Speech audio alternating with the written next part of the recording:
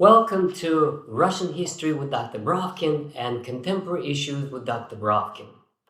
The topic of today's discussion is called Promoting Reliable Cadres or Promoting Reliable People, Equality versus Equity. Now, of course, every country is unique, every country is unrepeatable, and the experience of one country cannot easily be transferred to the experience of another country. Yet the overall issue of disadvantaged people and how to give them opportunity and to promote them has been tried in various ways in different countries, and one of those issues is still very relevant today, also in the United States, with the famous formula equity versus equality. Equality, they argue, is not enough before the law, but you have to have equity, which means you have to compensate the disadvantaged for their social, racial, whatever position and give them the advantage.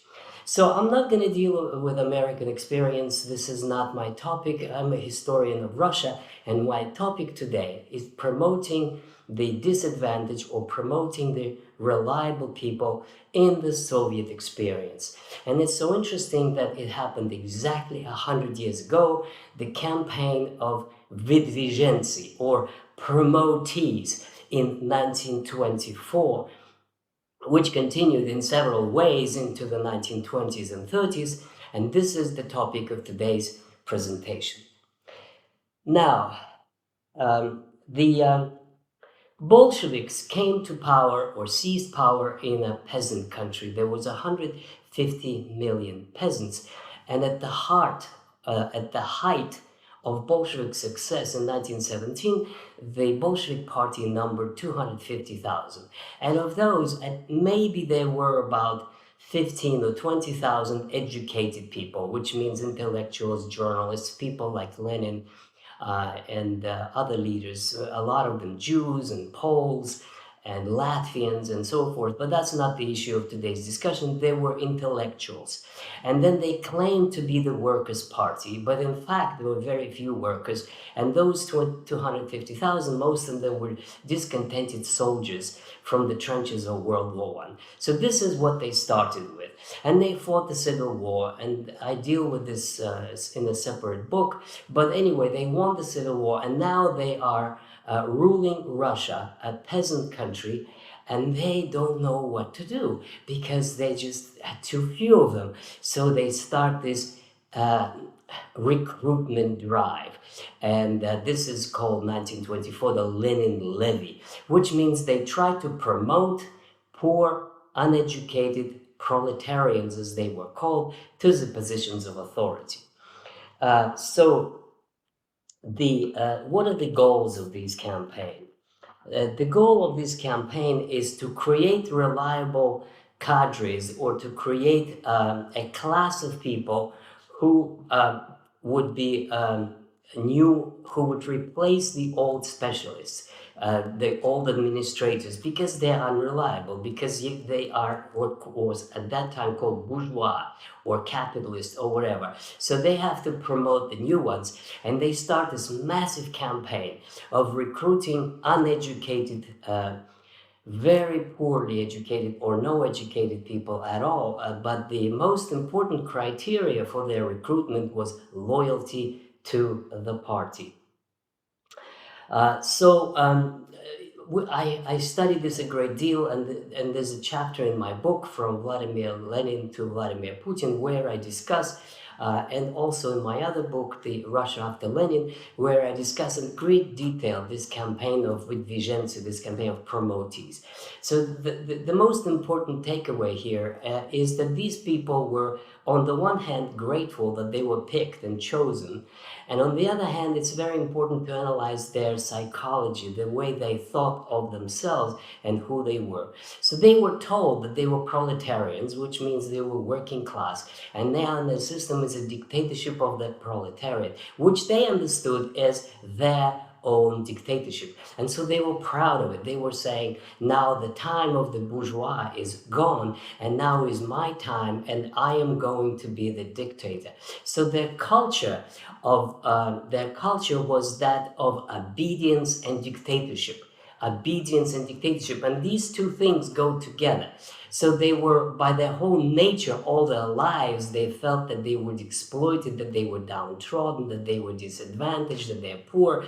And so now they tell, just because you are poor and just because you are uneducated, we will elevate you. This is Bolshevism. This was called that one who was nothing will become everything. This is the nature of Bolshevism. You establish dictatorship of the poor or proletariats or dictatorship of the proletariat. So these people are given power over others. And the way they understood this power is that it's now their personal dictatorship. So I have a great example in the Civil War. There was one guy who was saying to his other peasants, and he was now a Bolshevik commissar, he was saying, I am your Tsar and God, and I will do with you whatever I want. So think of it, the way he interprets political power is the power to do whatever he wants with those that he is over. So it's a kind of a venting of their inadequacy, it's frustration, it's a realization that now they have the gun and the power and the party behind them, and they could do whatever they want.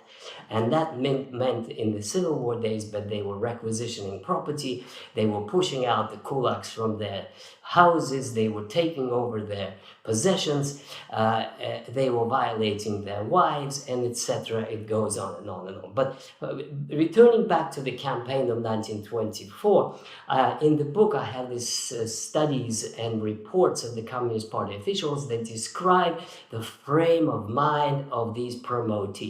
And they were basically saying, I am superior just because I am proletarian, just because I'm poor. I don't need to know anything or to learn anything because by life experience, I already know more than these bourgeois specialists ever will. So in a sense, they deny any need for education. We are superior just because we are workers. In a sense, they hate the intellectuals, they hate the specialists, they hate education, they despise those who had been there before them, and even the old Bolsheviks, because they say, who are you to tell us what to do and to learn anything, because we are the proletarians, we are superior. In other words, you have a kind of a class of people who is coming to power, who is driven by revenge, by the desire to settle scores, and driven by hatred against the property classes, the rich, the educated ones, those that were advantaged in the past, and now it's their turn to take the advantage. So obedience and dictatorship go very well together. So they practice dictatorship over those who are over them, abusing them in any way they want. And obedience means that they, of course, have no idea about any Marxism or any ideas or any political system. You ask them what is a socialism, they would not be able to tell you. That's the kind of party Lenin and Stalin created. It's not really a party, I already argued that many times. It's a kind of a network of reliable servants who have no education, no culture, who are really given power to abuse others. That is the nature of Bolshevism. So the obedience is the deal. The deal is that the party will give you everything. They would send you to the schools, you run over, whatever grades you get doesn't matter because you're a proletarian, and the professors would be afraid to give you a bad grade. All you have to do is be obedient and do whatever the party tells you, and whatever means whatever. If the party tells you that you have to shoot your yesterday's teacher because he's a bourgeois intellectual, you have to do that. There's no loyalty other than to the party, including your family. Now, we know from these reports that these people are inadequate, they're incompetent, they don't know how to actually run anything, because if they had known, they would have been skilled workers and they would have been they would have gone to the university, but they can't because they don't have enough skills or self-esteem to do that. So then there's several. The whole Soviet history is a history of purges and promotion, purges and promotion. So they recruit hundreds of thousands of these people, and then there's a purge of 1933 and 1934, and then the old Bolsheviks are shot in 1937. And why is that? It's because Stalin really wants to get rid of everybody who is not reliable and who has ideas of his own, and who remembers the times when there was a Trotsky and there was a Lenin and there were discussions that what socialism is. Now he doesn't need any of this. Socialism is what Comrade Stalin says it is, and you have to obey, and that's it, period. So this is the culture of the 1930s. Now, the big examples of the results of this campaign is, of course, total incompetence. The most famous examples would be from the Red Army, when Voroshilov becomes the Minister of Defense, and he believes in horseback armies. He believes this is a great experience, that the future war would be cavalry. And a whole bunch of other ones. This is the famous purge of 1937 in June. Hundreds and several thousand Red Army officers were executed.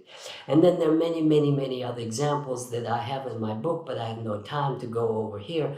The most egregious one is Lysenko. He's a charlatan in biology, and he's envious of the real scholars and the real scientists, and Vavilov is his name, so he denounces him. Vavilov is arrested, and this is a typical story. The charlatans come to power, and the non-entities come to power, and the real specialists are purged, executed, thrown into the camp.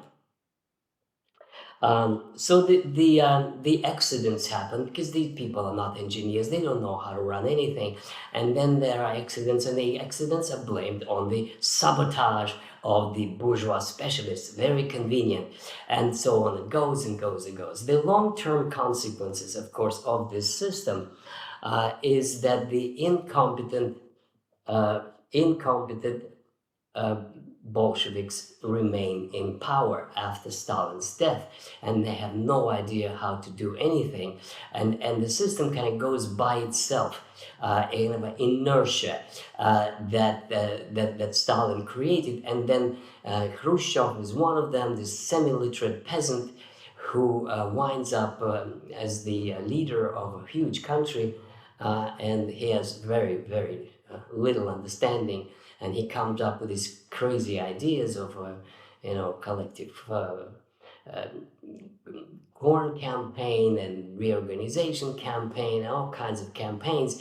None of this work, and the Soviet Union, it becomes a kind of a gerontocracy, a kind of a rule of old people who have no ideas, who repeat the same thing over and over and over again, and they promise to do the same thing over and over again. That sounds familiar to contemporary America, and then the country is just basically decaying. Well, not the country, the system. The system is decaying because these incompetent people are running it. In other words, the payback of this Bolshevik experiment is that the system they created is unviable because it's run by incompetent people. And Gorbachev is one of those incompetent people, and Yeltsin is one of those party secretaries, incompetent people. Even after the collapse of the Soviet Union, they just continue their grasp over Russian politics. I should add so that some the children of these promotees, they become different. They go through the regular schooling and the universities, and the new Soviet elite does reappear.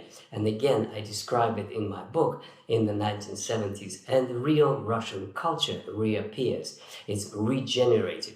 But if we look just at those, that Brezhnev generation, they don't. They stay incompetent all the way.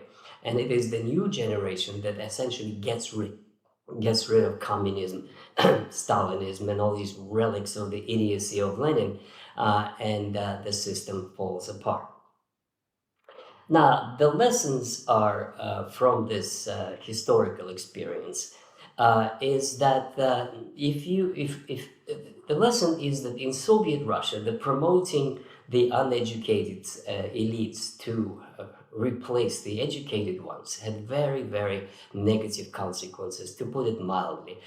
Basically, it just didn't work. The system collapsed. Yeah, it took several decades, but it did collapse in the end. It just simply cannot work. Culture is culture, education is education, and you cannot just create it or order it or just kind of pretend that it exists by this system of promotion of the incompetent ones. Uh, Please subscribe to my channel, and I want to tell you that it is organized in playlists. And there's a playlist on the war in Ukraine, on Russia under the communist regime. There's a playlist Russia under Yeltsin and Putin. There's a playlist issues of contemporary politics, issues of European AP European history, medieval history, etc. So enjoy, and until next time, thank you.